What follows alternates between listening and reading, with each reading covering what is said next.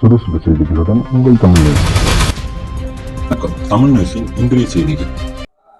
இப்போ திமுக வந்து பலமான கூட்டியோட என்ன சொல்றாங்கன்னா 2026 தேர்தலில் நான் 200 தொகுதி மேலே வெற்றி பெறுவாடின்ட்டு உதயநிதி சொல்றாரு, ஸ்டாலின் சொல்றாரு. அவங்க வந்து நாங்கள் வந்து பலமான கூட்டணி, என் கூட்டி நான் நிறைய மக்களுக்காக செய்துக்கிறோம். அதாவது 2024 தேர்தலில் அதிமுக ஒரு பெரிய போட்டே இல்லை. 2026 தேர்தலில் நாங்கள் 200 தொகுதி மேலே வெற்றி பெறுவோம்னு திமுக சொல்லுது. இது சாத்தியமா? இது குறித்து உங்க கருத்து சொல்லுங்க. அதாவது ஆளுங்கட்சியாக இருக்கிறவங்க மீண்டும் நாங்கள் வெற்றி பெறுவோம்னு தான் சொல்லுவாங்க. காரணம்னா அவங்களுடைய செய்த நன்மைகளை வைத்து அவங்க சொல்லிட்டு இருப்பாங்க.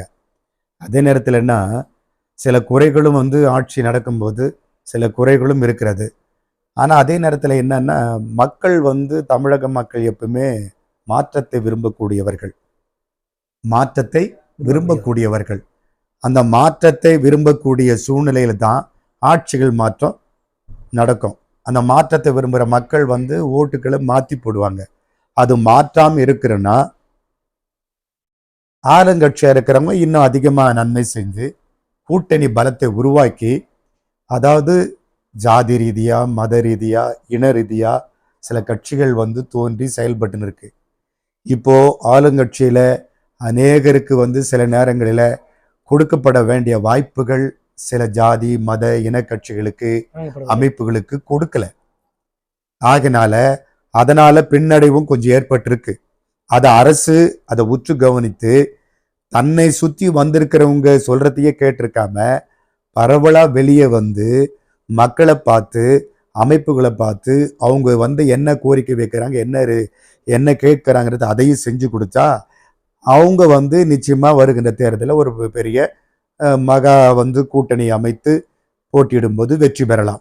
சரி, இப்போ அதிமுக சொல்றாங்க நாங்கள் இப்போ ஒரு முறை கூட்டணி பலமா இல்லை, அது இந்த முறை கண்டிப்பாக நாங்கள் வெற்றிக்கான கூட்டணி அமைப்போம், அதற்கான முயற்சிகளை மீறிப்படி 2020 அதிமுக வெற்றி பெறும், அதுக்கான கூட்டணிகள் ரெடியா இருக்குது என்று எடப்பாடி பழனிசாமி சொல்றாரு.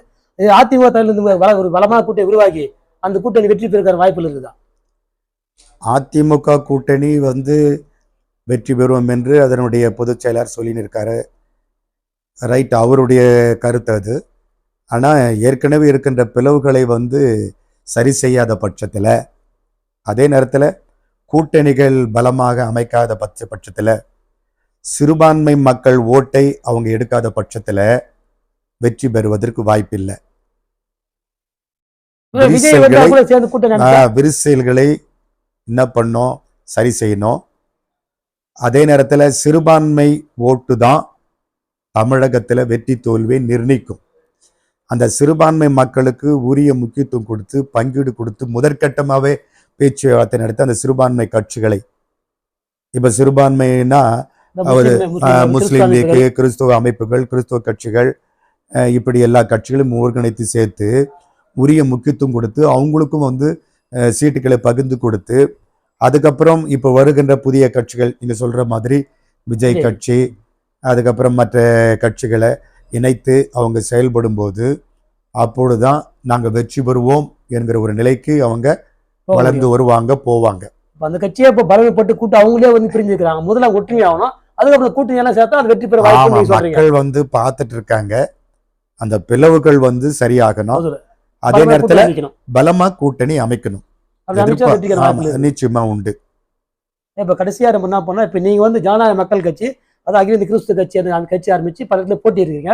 ஆனா நீங்க இது ஒரு சட்டமன்ற வாய்ப்பு கூட்டணிகள் தரவில்லை. நீங்களும் பல இடத்துல பலமா போட்டிட்டு வாக்கு அதிகமாக பெறவதற்கான வாய்ப்புகளை முயற்சி கட்சியை பலப்படுத்துவதற்கான பணிகளை பண்ணிக்கிறீங்களா? இந்த தேர்தல் 2026 தேர்தலில் உங்களுடைய பங்களிப்பு நீங்க கூட்டணி இருப்பீங்களா, இல்ல தேர்தலை தவிர்த்து நீங்க போட்டிட்டீங்களா? அதாவது சிறுபான்மை கட்சி வரிசையிலே மிக பெரும்பான்மையா இருக்கிறது அகில இந்திய கிறிஸ்துவ மக்கள் கட்சி, அகில இந்திய ஜனநாயக மக்கள் கட்சி, global Christian church of India synod என்ற அமைப்பின் மூலமாக நாங்கள் வளர்ந்து வரோம். நான் பாராளுமன்ற தேர்தல், சட்டமன்ற தேர்தல் எல்லாத்தையும் சந்திச்சிருக்கிறேன். அரசியல் விழிப்புணர்வு, மாபெரும் கூட்டங்கள், பொதுக்கூட்டங்கள், நலத்திட்டங்கள்லாம் செஞ்சு இப்போ நாங்கள் பண்ணியிருக்கிறோம். பெரிய அளவில் நாங்கள் வளர்ந்துருக்கிறோம். 234 தொகுதிகளிலும் ஒரு தொகுதிக்கு 1 லட்சம் ஓட்டை நாங்கள் பற்றுகிற அளவுக்கு நாங்கள் வளர்ந்திருக்கிறோம். 1 லட்சம் உறுப்பினரை நாங்கள் கொண்டு சேர்த்திருக்கிறோம். ஆகினால 234 தொகுதிகளிலும் எங்களுக்கு மிகப்பெரிய பலம் இருக்கிறது.